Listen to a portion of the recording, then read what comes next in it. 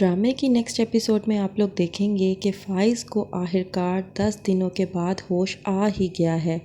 Trauma سے گزرنے کے بعد جب اسے ہوش آتا ہے تو وہ سب سے پہلے صرف اور صرف حریم کا نام لیتا ہے، کرتا ہے لائبہ کو فون اور پوچھتا ہے کہ سب ٹھیک ٹھاک تو ہیں۔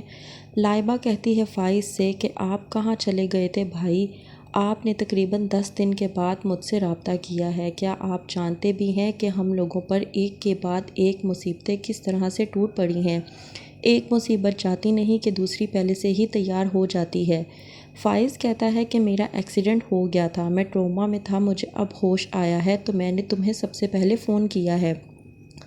لائبہ کہتی ہے کہ آپ جانتے ہیں کہ ڈیڈی کو ہارٹ اٹیک آیا تھا اور وہ ہاسپٹل میں ہیں۔ فائز ہو جاتا ہے یہ جان کر پریشان اور پوچھتا ہے کہ ان کی اب طبیعت کیسی ہے۔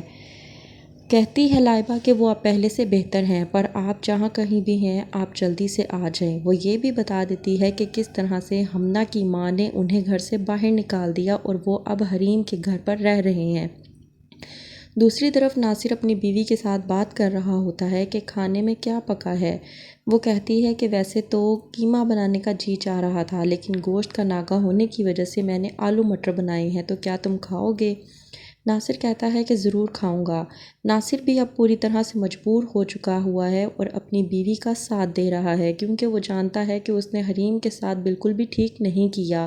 کہکشاں کے کہنے پہ کس طرح سے اس نے حریم اور فائز کی زندگی میں زہر گھولا تھا یہ وہ بخوبی جانتا ہے، اور اس کی سزا مکافات عمل کے طور پر اس کو کس طرح سے مل رہی ہے یہ بھی وہ بخوب جانتا ہے، پر وہ اس بات کو بھی لے کر پریشان ہے کہ وہ اپنی بیماری کا علاج کس طرح سے کروائے۔ دوسری طرف فائز، جس کو معلوم ہو چکا ہے کہ اس کی فیملی پوری طرح سے مصیبت میں ہے، وہ اب واپسی کا روانہ کرنے کی کوشش میں ہے۔ جاتی ہے حریم کسی کے ایونٹ کی تیاری کے لیے، وہاں پہ آتا ہے مدثر اور کہتا ہے کہ چھوٹی چھوٹی باتوں کو نظر انداز کرنا چاہیے اور چھوٹی چھوٹی باتوں کے لیے ہم لوگوں کو ایک دوسرے کے کام آنا چاہیے۔ وہیں پہ حریم کہتی ہے کہ کب کسی کی مدد کرتے ہوئے کون کب کسی سے انجان ہو جائے پتہ ہی نہیں چلتا۔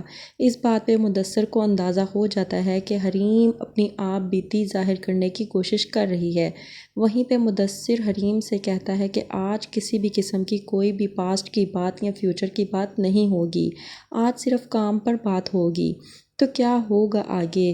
کیا مدثر حریم کو پسند کرنے لگے گا اور اس کو کہہ دے گا کہ تم فائز سے علیحدگی لے لو اور میں تم سے شادی کروں گا؟ کیا ہوگا آگے؟ یا معافی مانگے گا فائز حریم سے اور کر دے گی حریم معاف فائز کو؟ دیکھنے کے لیے دیکھتے رہیے ڈرامہ سیریل خمار۔